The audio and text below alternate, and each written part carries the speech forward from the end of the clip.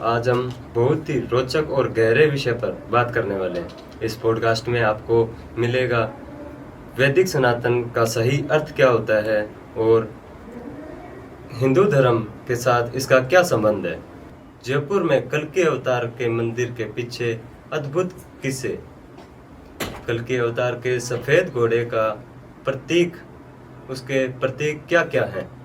तो दोस्तों तैयार हो जाइए एक बहुत ही अच्छे सफ़र के लिए, जहां आपको मिलेगा अनुभव, कहानियां और ज्ञान भी। तो दोस्तों और भाइयों, मेरे साथ बने रहिए इस पॉडकास्ट में। सर कैसे हो आप? मैं अच्छा हूँ। सर आपकी ये जर्नी कैसे शुरू हुई, आपके बारे में कुछ बताइए सर। जी, मेरा नाम चाणक्य तिवारी है और आपने पूछा कि जर्नी कैसे स्टार्ट हुई। तो उसमें ऐसा है कि जब हम पृथ्वी लोक पर आए हैं तो सबसे पहले जब एक व्यक्ति होश संभालता है ना, तो देखता है अपने चारों तरफ के कहीं वो मौजूद है, तो उसके आसपास कुछ एक संरचना है, किसी संरचना के भीतर वो है। तो फिर देन उसके बारे में पता करने की उसकी स्वाभाविक ही एक इच्छा रहती है कि जहाँ पर वो है उसके बारे में पता करे कि वो कहाँ पर है, वो कैसे काम करता है, चीज़ें यहाँ पे कैसे काम करती हैं, स्टेप से, है ना। तो उसी को पता करने का ये जो पूरा प्रोसेस है, तो यही मेरी एक यात्रा की शुरुआत इस प्रकार से हुई। सर वैदिक सनातन और हिंदू धर्म को लोग एक जैसा मानते हैं, लेकिन वैदिक सनातन का सही अर्थ क्या है और क्या दोनों एक ही हैं या इनमें कोई फर्क है? तो इन दोनों में बहुत फर्क है। जो वैदिक है और हिंदू, इसमें बहुत बड़ा फर्क है। क्या फर्क है मैं आपको थोड़ा बताता हूँ। अब पहले समझ लेते हैं कि वैदिक क्या होता है, वैदिक सनातन क्या होता है और फिर हिंदुइज्म क्या होता है, हिंदू क्या होता है। वैदिक शब्द आता है वेद से। अब वेद क्या है? वेद है ये जो ब्रह्मांड है हमारे चारों तरफ, उस ब्रह्मांड का एक नियम है। उस ब्रह्मांड एक उस पूरी तरह से उसका एक बेसिस है। वो जो बेसिस है, जो नियम है, वो वेदिक वेद है। ठीक है, तो वेद से बना वेदिक। तो ये जो है, ये तो जब से ब्रह्मांड शुरू हुआ है तब से है, और जब तक ब्रह्मांड रहेगा तब तक रहेगा। ठीक है, उसके बाद भी जब नए ब्रह्मांड बनेगा तब भी होगा। ये सनातन है। तभी जब वैदिक के साथ सनातन शब्द का इस्तेमाल किया जाता है, सनातन मतलब ये इसका कोई समय नहीं, ये समय से ऊपर है, हमेशा था, हमेशा है और हमेशा रहेगा। और इसका किसी कोई भूभाग से कोई मतलब नहीं। वैदिक का किसी भूभाग से कोई मतलब नहीं है। पृथ्वी में सारे भूभाग हैं वो वैदिक में आते हैं। सारे लोग हैं, जो हमारे जितने भी लोग हैं, सारे सारे वो लोग भी इसी में आते हैं। पर पृथ्वी के सारे भूभाग इसमें आते हैं। ऐसा नहीं है कि यहाँ पे ये लोग रह रहे हैं, इनकी ये सभ्यता है, तो वही वैदिक जो है वो पूरा एक ब्रह्मांड के लिए है। तो वैदिक का मतलब होता है कि इस मल्टीवर्स के, ये जो ब्रह्मांड है जिसके भीतर हम हैं, ये जो मल्टीवर्स है, ये जो यूनिवर्स है, जो मल्टीवर्स है, इसके जो नियम हैं, इसके जो रूल्स हैं, कि मतलब ये मल्टीवर्स किन रूल्स के हिसाब से काम करता है, वो जो टाइमलेस रूल्स हैं, ऐसे मल्टीवर्स के लॉज जो कि टाइमलेस हैं, जो कि समय के साथ परिवर्तन नहीं होते, जो कि लाखों साल पहले भी वही लॉज थे, आज भी वही हैं, और लाखों साल बाद भी वही सेम लॉज रहेंगे, लागू रहेंगे, एप्लीकेबल रहेंगे। वो जो मल्टीवर्स के लॉज हैं जो गवर्न करते हैं मल्टीवर्स को, जो टाइमलेस लॉज हैं, उनका जो कलेक्शन है उसको बोला जाता है वेद। ठीक है, तो एक तो टाइमलेस है जो वैदिक है, जो वेद हैं वो हमारे टाइमलेस लॉज हैं। नंबर 2 चीज इसमें यह है कि वो स्थान पे भी डिपेंड नहीं करते हैं। एक तो वो समय के साथ भी चेंज नहीं होते हैं और स्थान के साथ भी चेंज नहीं होते हैं। ऐसा नहीं है कि इंडिया में लागू रहेंगे और ऑस्ट्रेलिया में नहीं रहेंगे या कहीं और रहेंगे। पूरी पृथ्वी पर समान रूप से वो लॉज लागू रहते हैं। केवल पृथ्वी पर ही नहीं, ब्रह्मांड मतलब जो हमारे अलग अलग लोक हैं, सभी लोकों पे वो सेम लॉज लागू रहते हैं। पूरे मल्टीवर्स में सेम लॉज लागू रहते हैं। तो वो टाइमलेस हैं, टाइम के साथ चेंज नहीं होते जो वैदिक के लॉज हैं, और वो स्थान के साथ भी नहीं बदलते हैं। तो उन लॉज का जो कलेक्शन है उसको बोला जाता है वेद। तो ये तो हुआ वेद। अब हिंदू क्या होता है? ये जो हिंदू शब्द है, ये इंदु नदी, एक नदी है जिसको इंदु कहा जाता है, इंडस इंग्लिश में कहते हैं। तो इंदु नदी है, उसके जो दक्षिण में, साउथ में जो लोग रहते हैं, उनकी जो परंपराएं हैं, उनका जो लाइफस्टाइल है, उनका जो भ्रांतियां हैं, उनकी जो मानसिकता है, उनको दिखाने के लिए ये शब्द बनाया गया था हिंदू। मतलब हिंदू का दक्षिण, हिंदू का दक्षिण मतलब कि जो भी लोग यहाँ पे रहते हैं, इस भूभाग में रहते हैं, इसमें वो उन लोगों का क्या क्या कैसा चाल चलन है, क्या कैसे रहते हैं वो लोग, उनकी क्या क्या उनके त्योहार हैं और उनके क्या क्या प्रैक्टिसेस हैं, वो सारी चीजें इसमें थी, हिंदू शब्द में थी। अब हिंदू होता है कि जो इंदु नदी है, इंदु नदी के दक्षिण में जो लोग रहते थे, जो लोग रहते हैं, इंदु नदी के साउथ में, उसके दक्षिण में जो लोग हैं, उनकी जो प्रैक्टिसेस हैं, उनकी जो परंपराएं हैं, उसके लिए जो एक ब्लैंकेट टर्म है वो है हिंदू। अब हिंदू क्या है कि वो एक लोकेशन पे, एक फिक्स लोकेशन, यानी कि जैसे प्रेजेंट में इंडिया बोला जाता है, जैसे प्रेजेंट में इंडिया के नाम से जाना जाता है, उस ज्योग्राफिकल लोकेशन के उस क्षेत्र में, उस भूभाग में जो लोग रहते हैं, उनकी जो प्रैक्टिसेस हैं इंदु नदी के दक्षिण में, है ना, उनको बोला जाता है हिंदू। तो एक तो उसका एक पर्टिकुलर वो हो गया, लोकेशन फिक्स हो गई। जबकि जो वैदिक था वो किसी पर्टिकुलर भूभाग से संबंधित नहीं है, पूरे मल्टीवर्स के लिए सेम लॉज हैं। साथ ही जो वैदिक था उसमें तो टाइमलेस लॉज हैं, लाखों साल पहले भी वही लॉज थे, आज भी वही लॉज है, और लाखों साल बाद भी सेम लॉज रहेंगे, टाइम के साथ चेंज नहीं होते। लेकिन ये हिंदू जो है, ये जो प्रैक्टिसेस हैं, ये पिछले कुछ हजार साल में आई हैं और कुछ समय बाद खत्म हो जाएंगी। मतलब एक कुछ समय के लिए आती हैं। जो अलग अलग रिलीजन्स की जो प्रैक्टिसेस आती हैं वो कुछ समय के लिए आती हैं, लेकिन जो वैदिक होता है वो सनातन होता है। सनातन का मतलब टाइमलेस। अब वैदिक के साथ हमेशा सनातन शब्द का प्रयोग होता है ना? क्यों? क्योंकि जो सनातन शब्द है उसका अर्थ ही ये होता है कि टाइमलेस, यानी कि जो कि समय के साथ ना बदलता हो। तो ये फर्क है, आपको समझ में आ गया होगा। अगर कोई व्यक्ति वैदिक सनातनी का जीवन जीना चाहता है, हाँ। तो उसे किन किन बातों का ध्यान रखना चाहिए? जी, तो वैदिक सनातन से जुड़ने के लिए पहली चीज है, जो सबसे नंबर 1 चीज है, वो है बॉडी का डिसिप्लिन। तो वैदिक सनातन में मतलब ये है कि हमें सबसे पहले अपने बॉडी को अपने कंट्रोल में लेना है, अपने बॉडी पे फुल कंट्रोल होना चाहिए। जो डिसिप्लिन है, जो अनुशासन है, जो बॉडी का अनुशासन है, वो है वैदिक सनातन का फर्स्ट स्टेप। तो उसके लिए आपको मतलब एक तो बॉडी का अनुशासन मतलब क्या खाना है, राइट डाइट है ना, और बॉडी का पोस्चर, और जो बेसिक डिसिप्लिन है बॉडी के, बॉडी को अपने कंट्रोल में लेना, ये फर्स्ट स्टेप है।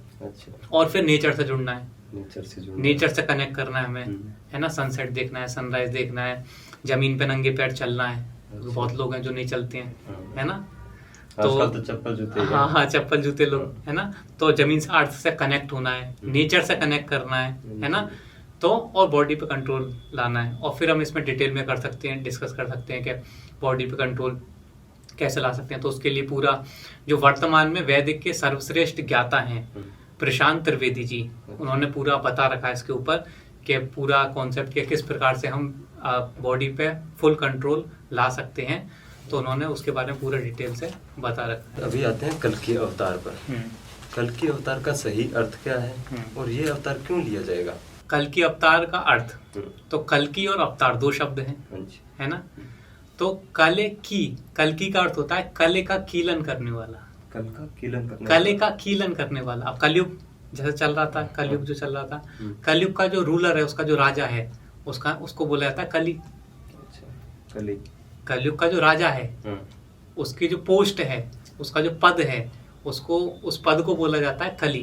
जैसे प्रधानमंत्री का एक पद होता है, तो ऐसे ही कलयुग का जो राजा का जो पोस्ट है, जो उसकी कुर्सी का जो पद है, उसको बोला जाता है कली। और कली का जो कीलन करते हैं, उनको बोला जाता है कल्कि, है ना। तो ये तो कल्कि शब्द का अर्थ हो गया। और अवतार का मतलब होता है, जो संस्कृत में शब्द है अवतार, इसका मतलब होता है अवतरण, मतलब होता है नीचे उतरना।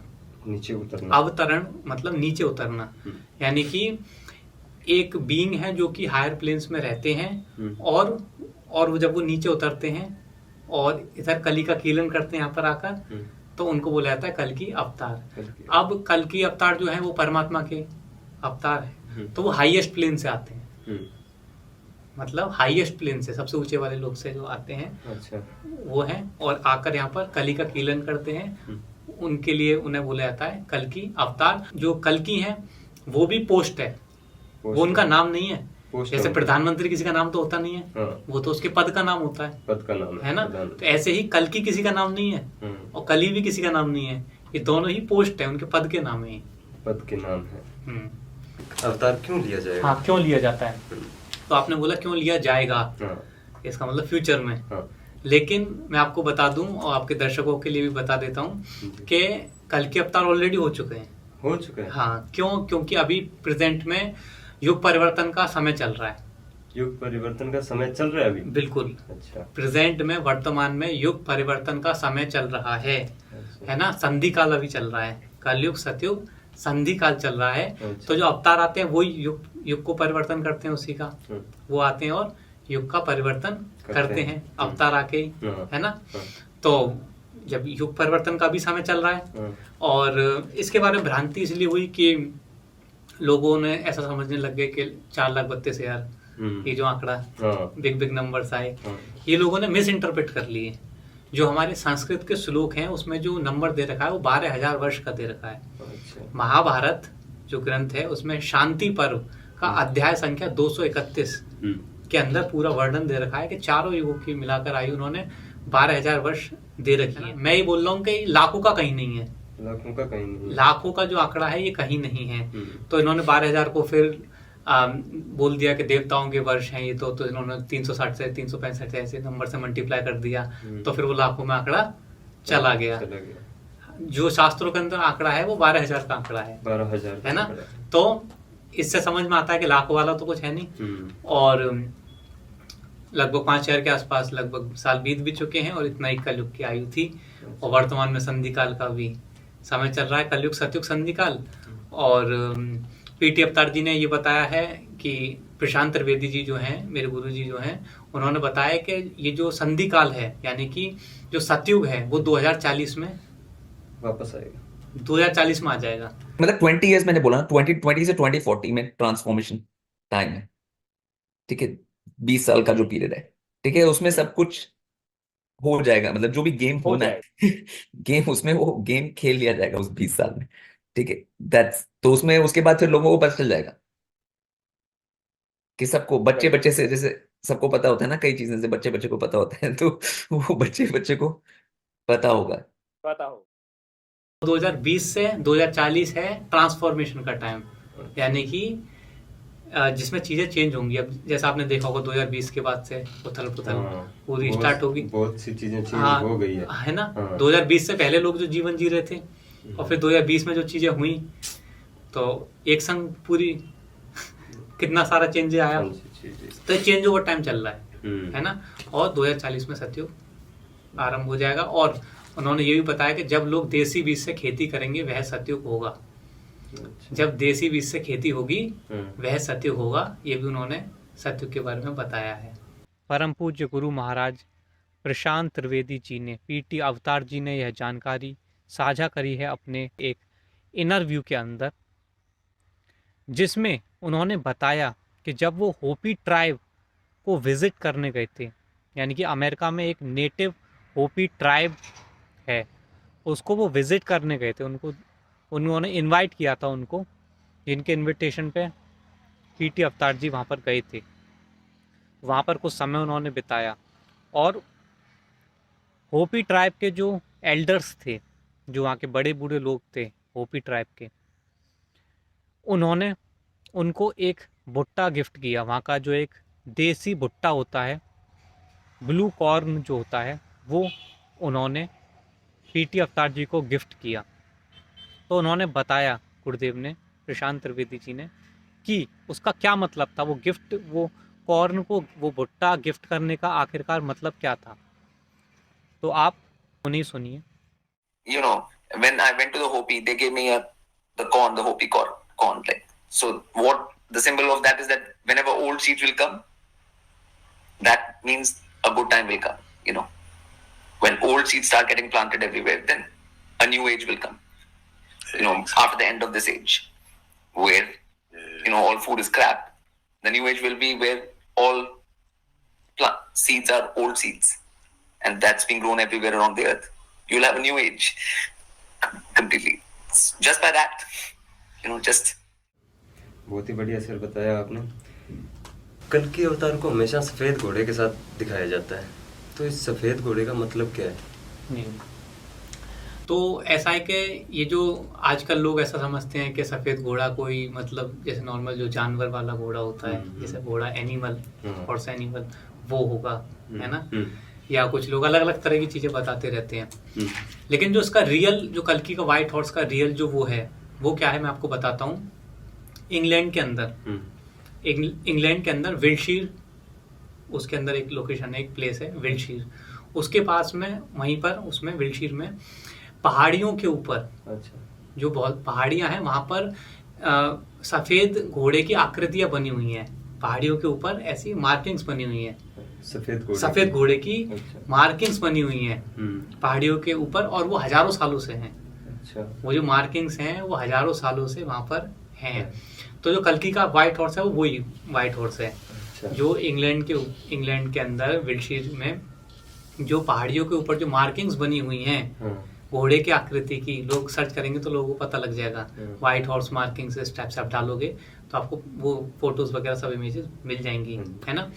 तो वो एक्चुअल मार्किंग्स हैं वो। अच्छा। मतलब हमारे एंशिएंट ऋषियों ने उस जगह को मार्क कर दिया था।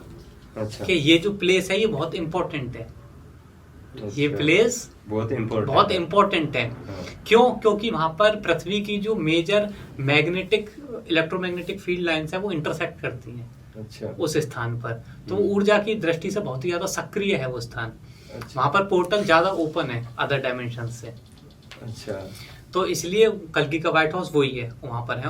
और भगवान वहां पर खड़े होकर वहां पर उनकी ऊर्जाओं का, पृथ्वी की ऊर्जाओं का प्रयोग करके, है ना, उनको तो पूरा पता है ना, तो पृथ्वी की ऊर्जाओं का प्रयोग करके वो फिर उसे दिन जो भी चेंजेस उन्हें लाने होते हैं, अच्छा, है ना, नेचर के अंदर वो लाते हैं। तो वो व्हाइट हॉर्स वहां पर खड़े होकर, उस क्षेत्र में खड़े होकर, उस एरिया में खड़े होकर वहां पर देन वो चेंजेस उसे राइड करते हैं। अच्छा। व्हाइट हॉर्स राइडर है ना, भगवान कल्कि का एक नाम क्या है? White horse rider. अच्छा, व्हाइट हॉर्स राइडर, जो कि सफेद घोड़े की सवारी है ना। तो वो स्थान इसलिए महत्वपूर्ण है क्योंकि वो एक हमारे एंशिएंट लोगों ने पहले उसे मार्क कर दिया था। अच्छा। व्हाइट हॉर्स से मार्क कर दिया था, पहले से प्रोफेसी है नहीं, तो पूरा मार्क कर दिया था उस स्थान को। हजारों सालों से व्हाइट हॉर्स की मार्किंग तो पहले से की हुई है, मतलब हजारों सालों से वो वहां पर है ना। तो एंशिएंट लोगों ने वो मार्क कर दी थी जगह। अच्छा। तो इसलिए वही स्थान है और वही है कल्कि के व्हाइट हॉर्स। बहुत ही बढ़िया बताया सर आपने। अब सर ये बहुत से लोग ये मानते हैं कि कल्कि अवतार का जो घोड़ा है और फसल चक्र है ये आपस में जुड़े हैं, तो इसमें क्या कितनी सच्चाई है? जी, तो जैसे जो मैंने आपको बताया है कल्कि अवतार का जो व्हाइट हॉर्स का जो मैंने आपको बताया, वो जो लोकेशन है वही क्षेत्र है जहाँ पर फसल संरचनाएं होती हैं। अच्छा। जो क्रॉप सर्कल्स हैं, जो फसल संरचनाएं हैं वो वहीं पर होती हैं। अच्छा। उसी क्षेत्र में। तो वो जो क्षेत्र है वो इंग्लैंड के अंदर एवेबरी क्षेत्र के नाम से जाना जाता है। विल्टशीर में एवेबरी क्षेत्र के नाम से वो स्थान जाना जाता है। वहां पर क्या है, उस क्षेत्र में ये व्हाइट हॉर्स की मार्किंग्स हैं। अच्छा। उसके अलावा स्टोन हिंजेस हैं वहां पर, मतलब बड़े बड़े पत्थरों से सर्कल्स बना रखे हैं। प्राचीन लोगों ने कुल मिलाकर उस जगह को चिन्हित कर रखा है। अच्छा। मार्क कर रखा है कि ये स्थान बहुत ही ज्यादा सक्रिय है, महत्वपूर्ण है। तो वहां पर क्या होता है कि पोर्टल ज्यादा ओपन होता है अदर डायमेंशन से। अच्छा। तो वहां पर क्या होता है कि फसल संरचनाएं, फसल रचनाएं देखने को मिलती हैं, फसल चक्र देखने को मिलते हैं। अब ये क्या होता है, फसल चक्र वर्तमान में हो रही सबसे बड़ी चमत्कारिक घटना है।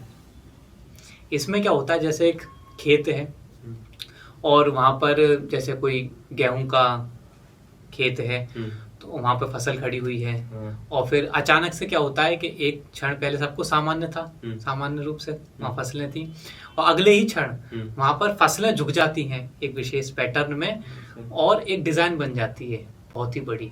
ऊपर से आप ड्रोन से देखते हैं और इस टाइप से किसी पहाड़ी पर खड़े होकर देखते हैं तो आपको एक विशालकाय डिजाइन बन जाती है, और जितना कैमरा को फ्लैश करने में जितना टाइम लगता है केवल उतने समय के अंदर, और वो डिजाइन एकदम परफेक्ट होती है, एकदम परफेक्ट। अच्छा। और बहुत ही कॉम्प्लिकेटेड डिजाइन्स बनती हैं। अच्छा। बहुत ही कॉम्प्लिकेटेड डिजाइन्स बनती हैं और डिजाइन एकदम परफेक्ट होती हैं। और जो फसलें झुकी होती हैं डिजाइन को बनाने के लिए, उनमें से कोई भी फसल टूटती नहीं है। टूटती नहीं है, क्योंकि अगर इंसान बना रहे होते तो फसलें टूट जाती हैं। हाँ। कोई भी फसल टूटती नहीं है। और जो झुकी हुई फसल थी, क्योंकि वो फसल तो टूटी नहीं है, तो उसमें भी विकास निरंतर जारी रहता है, खड़ी फसल में भी और झुकी हुई फसल में भी। और जब फसल पकने का समय आता है तो झुकी हुई फसल से भी उतना ही, अगर गेहूं की फसल है तो उतना ही गेहूं प्राप्त होता है कि जितना खड़ी फसल से। तो इस पूरे प्रोसेस में गेहूं का कोई भी नुकसान नहीं होता किसान को, है ना। और जब फसल कट जाती है, जो मतलब किसान वहां के फसल को काट देते हैं, तब भी वो पैटर्न नजर आता है। अच्छा। फसल कटने के बाद भी वो पैटर्न वहां पर रहता है ऊपर से। जब आप देखोगे, जब बर्फ पड़ जाती है, जैसे विंटर का समय आता है, तो बर्फ में से भी वो उभर के नजर आता है वो पैटर्न। अच्छा। हाँ, तो मतलब फसल भी कट गई, सब कुछ हो गया, लेकिन वो पैटर्न वहां का वही है। तो उसने मतलब एक तरीके जैसे किसी फोर्स ने उन्हें फसलों को झुका दिया, और वो एनर्जी लंबे समय तक वहां पे रहती है सक्रिय। इससे भी समझ में आता है कि मैन मेड नहीं हो सकती, कि कोई इंसान इन्हें नहीं बना सकता, है ना। इन सब चीजों से भी समझ में आता है। वैज्ञानिकों के पास इसका कोई एक्सप्लेनेशन नहीं है। तो अब ये जो क्षेत्र है, यहीं पर व्हाइट हॉर्स भी है कल्कि का, और यहाँ पर फसल रचनाएं भी होती हैं, फसल चक्र, जो crop circle, crop design, crop formation उन्हें बोला जाता है। तो वो एक तरीके से वो एक विशेष महत्व है, और कल्कि का लिंक वहां से है। तो वो जो फसल चक्र बनते हैं, जो फसल रचनाएं बनती हैं, भगवान कल्कि जो एक्शंस करते हैं उनके रेस्पॉन्स में वहां पे रचनाएं बनती हैं। जैसे भगवान कल्कि ने कोई एक्शन करा तो उसके रेस्पॉन्स में उससे रिलेटेड फसल चक्र और फसल रचनाएं वहां पर बनती हैं, है ना। तो भगवान कल्कि का और फसल रचना का एकदम डायरेक्ट कनेक्शन है। वो उनके जरिए एक तरीके से मैसेजिंग है, वो मैसेजिंग है। तो अब ये इनके बारे में लोग पता कर सकते हैं, क्रॉप सर्कल्स के बारे में, फसल रचनाओं के बारे में लोग जाके पता कर सकते हैं, है ना। और लोटस ओशन चैनल के ऊपर हर सीरीज, मतलब जैसे 2020, 2021, 2022, 23, 24 सारी हर एक ईयर की डिटेल्ड पूरी फसल चक्र पे एक वीडियो, हर एक फसल चक्र को एक्सप्लेन करते हुए लोटस ओशन में अगर आप प्लेलिस्ट में जाओगे तो हर एक ईयर वाइज आपको मिल जाएगी। तो आपको समझ में आएगा कौन सी फसल रचना का क्या अर्थ है ना। तो ये भी आपको पता लगेगा उसमें। तो ये ऐसी घटना है जिस पे सब लोगों को ध्यान देना चाहिए, और जिसे मीडिया नहीं उठा रहा है, क्योंकि उनका नैरेटिव पूरा, कली का नैरेटिव पूरा फिनिश हो जाएगा अगर लोगों का ध्यान इधर जाएगा। इतनी बड़ी चमत्कारी घटना घटित हो रही है, लोग जाकर उसमें चल सकते हैं, खुद से जाकर चल सकते हैं। आप चल के आओ, देख के आओ, कोई मना ही नहीं है, कोई भी जा सकता है वहां पर, चल सकता है, देखे कि कोई से बना सकता है कि नहीं बना सकता। तो वैज्ञानिकों के पास भी इसका कोई एक्सप्लेनेशन नहीं है ना। तो इस बात में सच्चाई है मतलब। हाँ, और ये है कि केवल वैदिक के अंदर इसका एक्सप्लेनेशन है। क्योंकि हमारे पृथ्वी जैसे जो भूलोक है ना, वैदिक के अंदर जैसे 14 लोकों का इस प्रकार से वर्णन है। 14 लोकों का वर्णन है ब्रह्मांड के अंदर, है ना। तो पृथ्वी के ऊपर वाला जो लोक है, वहां से एक तरीके से किसी ने स्टैंप, जैसे स्टैंप मारते हैं ना, मोहर लगाते हैं, तो एक पैटर्न मोहर लग जाती है। एक तरीके से वो चौथे आयामी दुनिया से, जैसे वैदिक के अंदर स्वर्ग लोक किया, अपर डायमेंशन से जो ऊपर के लोक है, वहां से आई हुई एक मोहर है ना, जो कि पृथ्वी पर फसल चक्र के रूप में दिखती है। और लोग देख सकते हैं कि क्या क्या पैटर्न्स बनने हैं, लोग उनको स्टडी कर सकते हैं, है ना। सेक्रेट ज्योमेट्री के पैटर्न्स बनते हैं, है ना, और एकदम एक्यूरेट होते हैं। तो लोगों को बहुत कुछ जानने को मिलेगा अगर लोग अपना अटेंशन पुट करेंगे इनके ऊपर, फसल चक्र के ऊपर, और लोगों को भगवान कल्कि के बारे में भी जानने को मिलेगा इससे। जब कल्कि अवतार आएंगे तो उनका आने का सबसे बड़ा मकसद क्या होगा, और वो किस तरह दुनिया को बदलेंगे? तो जैसा हमने अभी डिस्कस करा, अभी वर्तमान में संधि काल चल रहा है, तो भगवान ऑलरेडी आ चुके हैं, पहली चीज तो। और जो अवतार के आने के पर्पस होते हैं वो क्या होते हैं, वो मैं आपको कुछ बताता हूँ। एक पर्पस होता है कि भूदेवी की वाइब्रेशंस को रेज करना। जो पृथ्वी है, जो भूदेवी हैं, अब लोगों ने रॉन्ग एक्शंस कर करके और अधर्म कर करके वाइब्रेशंस को लो कर दिया है। भूदेवी की, है ना, वाइब्रेशन लो हो चुकी है अधर्म के कारण। तो भगवान क्या है, भगवान आके भूदेवी की वाइब्रेशंस को रेज करते हैं, अपलिफ्ट करते हैं, भूदेवी की वाइब्रेशंस को रेज करते हैं। एक तो ये हुआ, है ना। दूसरा ये है कि एक एग्जाम्पल सेट करते हैं वो, कि एक आदर्श जीवन यापन कैसे करना है इस पृथ्वी लोक के ऊपर। एक आदर्श जीवन किस प्रकार से जीना है, क्या बॉडी के साथ क्या करना है, क्या डाइट होनी चाहिए, कैसा एनवायरनमेंट होना चाहिए, कैसे क्या बोलना है, क्या सही है क्या गलत है, मतलब एक आदर्श जीवन, एक एग्जाम्पल सेट करते हैं, परफेक्ट एग्जाम्पल सेट करते हैं ताकि लोग उनके एग्जाम्पल से सीखें और उसको फॉलो करें। और जो एक और जो पर्पस होता है, जो सबसे महत्वपूर्ण होता है, वो ये होता है कि जो स्पिरिट्स हैं इस पृथ्वी पर, जो स्पिरिट्स हैं, जो जीवात्माएं हैं, वो जीवन मृत्यु के चक्र में जो फंसी हुई हैं, cycle of birth and death में जो फंसी हुई हैं, उनको एक अपॉर्चुनिटी देते हैं। वो उनको बताते हैं कि तुम कैसे बाहर निकल सकते हो, मतलब तुम एक्चुअलिटी में क्या प्रैक्टिकल, तुम्हें क्या करना है, क्या प्रैक्टिसेस करनी है, कि जिन प्रैक्टिसेस को अगर तुम करोगे तो तुम इस पृथ्वी पर इस जीवन मृत्यु के चक्र से बाहर निकल सकते हो, मोक्ष को प्राप्त। यानी कि मोक्ष का मतलब यही होता है, पृथ्वी पर जीवन, मतलब जो पृथ्वी पर यहाँ पर लोग 12 मरते रहते हैं, दिन आते रहते हैं, जो जन्म लेते रहते हैं, तो यहाँ से आप कैसे इस साइकिल से कैसे आप निकल सकते हो, वो जो नॉलेज देते हैं, वो वही सतयुग का ज्ञान है, वही नॉलेज वो देते हैं। तो एक पर्पस ये होता है ना, सतयुग का ज्ञान और जीवन मृत्यु के चक्र से कैसे बाहर निकलना है, उसकी एक अपॉर्चुनिटी देना।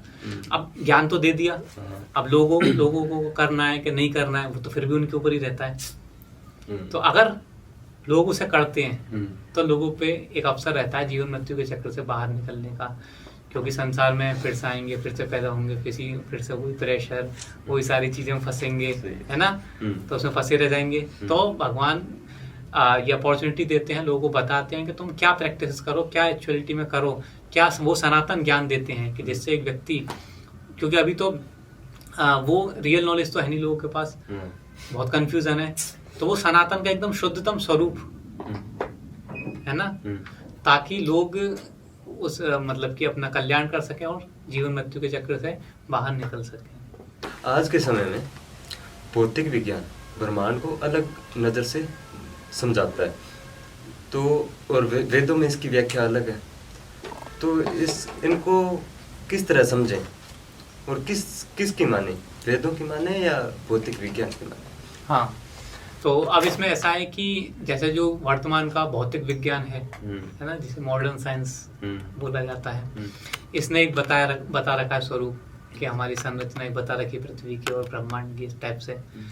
अब इनकी क्या है, इनकी संरचना ये है कि पृथ्वी अंतरिक्ष में एक छोटे से कण, मतलब विशाल का है, बहुत विशाल अंतरिक्ष है, उसमें एक हमारी पृथ्वी छोटे से कण के बराबर है, फिर वो अपनी धुरी पे घूम रही है, फिर सूर्य के भी चक्कर लगा रही है, फिर पूरा जो सौरमंडल है, जो सोलर सिस्टम है, वो पूरे गैलेक्सी के चक्कर लगा रहा है, फिर वो ऐसे गोल गोल गोल गोल गोल गोल हम अंतहीन ब्रह्मांड में घूमे जा रहे हैं, चले जा रहे हैं। ये मॉडर्न साइंस का वो है, ये मॉडर्न साइंस है ना। हाँ। तो अब इसमें क्या है कि कोई वो नहीं है पर्पस, हम एक्सीडेंट से क्रिएट होकर बिग बैंग नामक एक विस्फोट हुआ और ऐसी यूनिवर्स एक्सपेंड होता चला गया, फिर हम ऐसे बन गए और हम जानवरों से आए हैं, डार्विन वाला सिद्धांत। तो इनके में ये है कि आपका एक्सीडेंट से आप क्रिएट हुए, कोई मकसद नहीं आपके जीवन का, और गोल गोल गोल गोल आप अंतहीन उसमें घूमे जा रहे हो, तो कोई पर्पस नहीं है। ये है उसकी चाल, ये है उसकी चाल, किसकी, कली की, ताकि लोग ऐसा सोचने लग जाएं कि वो मतलब वो ये नहीं बताएगा कि आपका पर्पस नहीं है, वो आपको ऐसा सिस्टम दे देगा ताकि आप ऑटोमेटिकली वो कंक्लूजन निकालो, निष्कर्ष आप वो निकालो। भाई इससे आप क्या निष्कर्ष निकालोगे, उसने बता दिया कि हमारी पृथ्वी ऐसी है, पूरा जो हीलियोसेंट्रिक मॉडल उसका है, तो आदमी ऑटोमेटिकली से ही निष्कर्ष निकालेगा कि अंतहीन ब्रह्मांड में वैसे ऐसी चक्कर लगा रहे हैं, हमारा कोई ऐसा मकसद नहीं है, ताकि लोग फिर।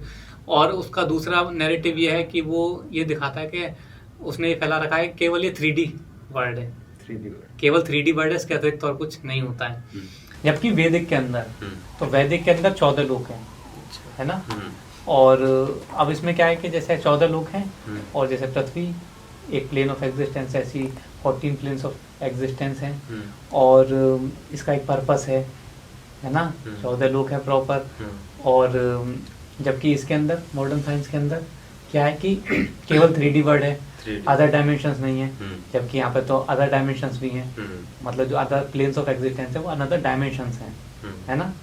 तो इसके अंदर ये है, और यहाँ पर एक पर्पस है हमारा, हम सेंटर ऑफ क्रिएशन है, हमारा एक पर्पस है ना, क्योंकि पृथ्वी यूनिवर्स के एकदम सेंटर में है, पृथ्वी यूनिवर्स के, क्योंकि 14 लोकों में पृथ्वी जो है वो एकदम मध्य में आती है, अच्छा। है ना। तो अब बिल्कुल यूनिवर्स के मध्य में आती है, सेंटर में आती है, और इसका एक तो समझ में आता है कि हाँ ये स्पेसिफिकली एक क्रिएटर है, एक क्रिएटर है, इसका इससे हमें इससे समझ में आता है, जबकि उसमें कोई क्रिएटर नहीं है। मॉडर्न साइंस वाले उसमें उस उनके अनुसार, है ना, एक तो क्रिएटर का समझ में आता है, एक तो इस कॉन्सेप्ट के अंदर एक तो क्रिएटर है जिन्होंने स्पेसिफिकली पूरा अच्छे से डिजाइन करके पूरी वो क्रिएट किया है ना। और पृथ्वी भी एकदम सेंटर में हो, यहाँ पर हम हैं, तो जाहिर सी बात है हमें यहाँ रखा गया अगर तो कुछ ना कुछ पर्पस होगा। तो वो पर्पस लोग पता करेंगे फिर, अगर लोग वैदिक इसकी तरफ क्यूरियोसिटी अगर इसको समझेंगे वैदिक को, तो लोगों को ये समझ में आएगा कि फिर क्या पर्पस है हमारा, है ना। और उसमें तो कोई पर्पस है नहीं, है ना। तो ये दो डिफरेंस है।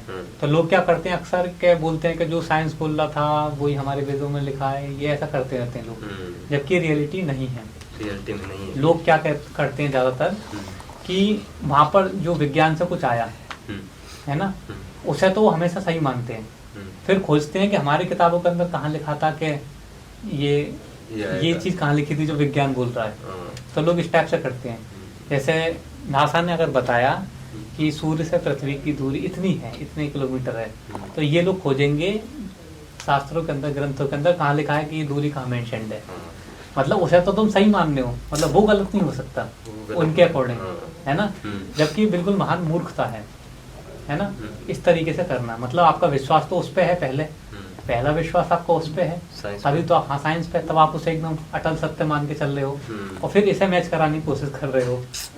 जबकि होना चाहिए कि वैदिक जो है, क्योंकि लोग समझते नहीं है वैदिक को, ये मतलब इसी जो हिंदू मानसिकता है, लोग खाली बिना समझे ही चीजों करते रहते हैं, है ना। अगर लोग समझेंगे वैदिक का मतलब जो उसके एक्चुअल ब्रह्मांड के जो वर्किंग है उसको, उसके हिसाब से चीजें। वेदों के अनुसार हमारी ब्रह्मांड की संरचना कैसी है? हाँ, तो यही मतलब वेदों के अनुसार, मतलब वैदिक के अनुसार 14 लोक हैं, 14 प्लेन्स ऑफ एग्जिस्टेंस है, जिसमें पृथ्वी एकदम सेंटर में है ना। और मॉडर्न साइंस में वही हीलियोसेंट्रिक मॉडल उस टाइप से ये बोलिए। पुराने समय में गुरुकुल ही शिक्षा का मुख्य उद्धार माना जाता था, और आज के समय में अगर कोई व्यक्ति सच्चे गुरु को ढूंढना चाहे तो उसे किन किन बातों का ध्यान रखना चाहिए? तो पहली चीज़ तो ये है कि जो गुरु शब्द है आजकल बहुत ही लोग लूजली से यूज़ करते हैं कि मेरे योगा के गुरु ये हैं, मैथ्स के गुरु ये हैं, साइंस के गुरु ये हैं, और इस वाले सब्जेक्ट के गुरु ये हैं। मतलब हर चीज़ का एक अलग गुरु है। तो ये इतना हल्का शब्द नहीं है गुरु इतना हल्का शब्द नहीं है कि तुम कहीं भी से यूज़ करने लग जाओ, किसी के लिए भी यूज़ करने लग जाओ। गुरु सिर्फ एक है। गुरु वो है जो आपको इवॉल्व करा सके, जो आपको आपकी उन्नति करा सके, आपके स्पिरिट को इवॉल्व करा सके, वो गुरु है, वो वास्तविक गुरु है। तो कौन करा सकता है? जिनको पता हो वो ही करा सकते हैं। जिनको पता ही नहीं है तो वो कहाँ से कराएंगे, पहली चीज़ तो, है ना। तो जो आपको एक्चुअलिटी में इवॉल्व करा सकें वो गुरु है ना। तो जो रियल गुरु होते हैं वो पहली चीज़ तो ये है कि उनका नेचर के साथ बहुत कनेक्शन होता है। जिसका नेचर के साथ जितना अधिक कनेक्शन होगा वो उनका लेवल उतना ही बड़ा हाई होगा, है ना। जिनका नेचर के साथ जितना अधिक कनेक्शन होगा उनका लेवल उतना ही हाई होगा। तो नेचर उनको रेस्पॉन्ड, मतलब जो रियल गुरु होते हैं, जो डिवाइन है ना, वो नेचर उनको रेस्पॉन्ड करते हैं, है ना, रियल गुरु को। और रियल गुरु जो होता है वो हमेशा प्रिसाइज सत्य बोलता है, क्लियर प्रिसाइज ट्रुथ। मतलब वो लोगों को खुश करने के लिए नहीं बोलेगा कि लोग क्या सुनना चाहते हैं, वो नहीं बोलेगा। फेम के लिए नहीं करेगा। हाँ, वो इसलिए नहीं करेगा कि मैं ये बोलूँगा तो लोग नाराज हो जाएंगे, ये बोलूँगा तो इससे लोग खुश हो जाएंगे। वो लोगों को प्लीज करने के लिए नहीं बोलते। वो सही है जो सही है, जो एक्चुअल रियलिटी है, रियलिटी एज इट इज, है ना। तो वर्तमान में जो गुरु ऑफ द वर्ल्ड हैं वो है प्रशांत त्रिवेदी जी, जिनको हर विषय के बारे में एक्चुअल नॉलेज है, हर चीज़ की रियल नॉलेज है उन्हें। कोई भी टॉपिक उठा लो, कोई भी विषय, मतलब मनुष्य जीवन के जितने आयाम हैं सबके बारे में एक्चुअल वास्तविक रियल नॉलेज है उनको, हर एक चीज़ के बारे में। तो पूरी वैदिक की उनको प्योर नॉलेज है, और वैदिक उन्होंने रिफाइन करके प्योर नॉलेज प्रेजेंट करी है लोगों के सामने, है ना, क्योंकि लोगों को तो कंफ्यूजन था, लोग तो अभी समझ में नहीं आता था कि कोई तो ऐसे बता रहा है, इसका मतलब कोई ऐसे बता रहा है, तो उन्होंने बिल्कुल रिफाइन करके एकदम एग्जैक्ट। अब जैसे आज के डेट में किसी से बोलो, अब वैदिक के अंदर एक आपको बताता हूँ डिफरेंस वैदिक और हिंदू में, है ना। अब हिंदू जो होते हैं वो पूजा करते हैं, हाँ, हिंदू क्या करते हैं, पूजा करते हैं। और वैदिक जो होता है, वैदिक में लोग करते हैं तपस्या। तपस्या। वैदिक में क्या करते हैं, तपस्या। तपस्या करते हैं। हिंदू करते हैं पूजा। पूजा। पूजा। तो रियलिटी क्या है, लाभ किससे होगा, वरदान किससे मिलता है, मतलब तपस्या। तपस्या से। पूजा से तो कोई वरदान नहीं मिलता, है ना। हाँ। मतलब कल्याण होता है, वैदिक के अंदर होता है तपस्या, अच्छा। है ना। लेकिन आप किसी से बोलो तपस्या कर रही है, हम्म। किसी को पता है मतलब क्या है तपस्या का, नहीं, बता दो, आप बता दो। है ना, नहीं मालूम ना। तो ऐसे ही मतलब जो अब इसके बारे में भी उन्होंने बताया कि तपस्या मतलब क्या, अच्छा। मतलब हमें एक्चुअलिटी में क्या करना है, तपस्या बोलने से नहीं, हमें करना क्या एग्जैक्टली। तो उन्होंने बता रखा है इसके बारे में भी कि स्तुति नमन सेवा, तपस्या के जो 3 चरण हैं, स्तुति नमन सेवा, पूरा एग्जैक्ट क्रिस्टल क्लियर डिफाइन कर रखी है हर चीज, एग्जैक्टली क्या करना है, एक्चुअल प्रैक्टिकल लेवल पे क्या स्टेप्स लेने हैं। अच्छा। उसकी जो प्योर नॉलेज है वो प्रशांत त्रिवेदी जी, पीटी जी ने दी है वैदिक की, और उनकी मतलब उनके हिसाब से जो चलेगा निश्चित ही उसका कल्याण होगा, और वो निश्चित ही जीवन मृत्यु के चक्र से बाहर निकल सकता है अच्छा। अगर उसे फॉलो करता है, उसे प्रैक्टिस करता है रियलिटी में, तो मोक्ष की प्राप्ति कर सकता है। डेफिनेटली। कैसे जो पीटी जी की जो नॉलेज है वो, अब जैसे सभी लोगों के पास क्या है, एक ह्यूमन बॉडी, इसमें तो कोई कंफ्यूजन नहीं है। सभी के पास जितने भी मनुष्य हैं सबके पास क्या है, एक मानव शरीर, मानव शरीर। तो पीटी जी ये बताते हैं कि इस मानव शरीर से क्या एक्शंस करने हैं, एक्चुअल प्रैक्टिकल एक्शंस क्या करने हैं। मतलब कोई थ्योरेटिकल बात नहीं, कोई सोचने वाली बात नहीं चलनी यहाँ पे। इस मानव शरीर से एक्चुअल क्या प्रैक्टिकल एक्शंस करने हैं, क्या प्रैक्टिसेस करनी है, क्या डिसिप्लिन करना है, क्या अनुशासन करना है। तो वो जो मानव शरीर से क्या करना है, वो जो एग्जैक्टली जो एक्चुअल प्रैक्टिसेस हैं, जो वैदिक की जो प्रैक्टिस हैं, जो सनातन की जो प्रैक्टिसेस हैं, वो दे रहे हैं पीटी जी। तो इसलिए ये सनातन ज्ञान है, ये वास्तविक वैदिक सनातन का ज्ञान है, और सनातन सबके लिए है, ये पूरी पृथ्वी पर सबके लिए। कोई किसी भी पंथ को मानता हो, ऐसा तो नहीं है कोई किसी और पंथ को मानता हो तो मानव शरीर तो उसके पास भी है। तो अगर वो तो मानव शरीर के प्रिंसिपल्स हैं, तो मानव शरीर के उसके पास भी है। तो अगर हम उस कोई भी व्यक्ति जिसके पास मानव शरीर है, कोई भी व्यक्ति कोई भी धर्म वाला कर हाँ सकता कोई है, भी, है ना? अभी तो पंथ है, अलग अलग पंथ हैं, तो सब पंथ है, धर्म तो है नहीं कोई सा। अच्छा।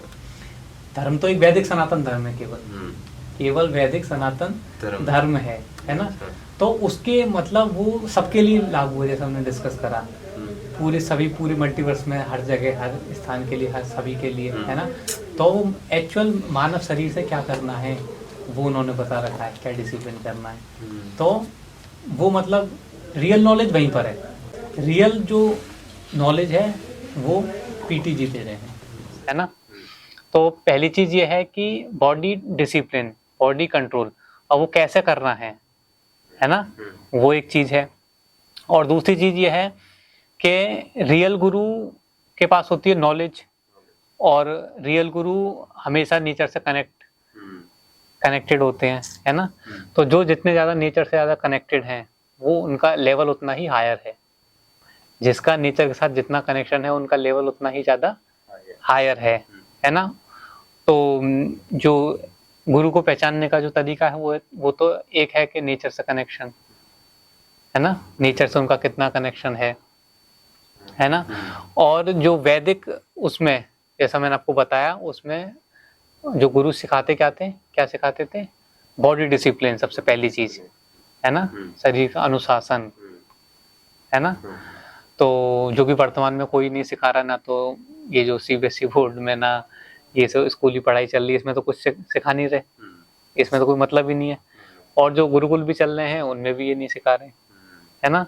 तो वर्तमान में ये जो चीज है, ये जो डिसिप्लिन है, केवल और केवल प्रशांत त्रिवेदी जी के द्वारा बताया जा रहा है, जो कि वैदिक के सर्वश्रेष्ठ ज्ञाता हैं। तो उन्होंने वैदिक को रिफाइन करके उसकी एक्चुअल नॉलेज दी है, मतलब एक्चुअल प्रैक्टिकल क्या एक्शंस करने हैं ह्यूमन बॉडी के साथ, ह्यूमन बॉडी से एक्चुअल क्या प्रैक्टिकल एक्शंस करने हैं ताकि हम इवॉल्व हो सकें, ताकि हम इस जीवन मृत्यु के चक्र से बाहर निकल सकें। उसके लिए एक्चुअल क्या प्रैक्टिसेस करनी है ह्यूमन बॉडी से, वो उन्होंने बताया है प्रशांत त्रिवेदी जी ने, पीटी जी ने, है ना, जो और कोई नहीं बता रहा है। तो अब जो जैसे सनातन है, जो वैदिक सनातन है, वो किसके लिए, वो तो सबके लिए है, जैसे हमने भी डिस्कस करा, है ना, कि किसी वो एक पर्टिकुलर स्थान पे बाउंड नहीं है वैदिक सनातन, है ना। तो ऐसा नहीं इंडिया के लोगों के लिए या किसी और देश के लोगों के लिए है, वो तो सबके लिए है। तो जिसके पास भी मानव शरीर है उसके लिए है ना।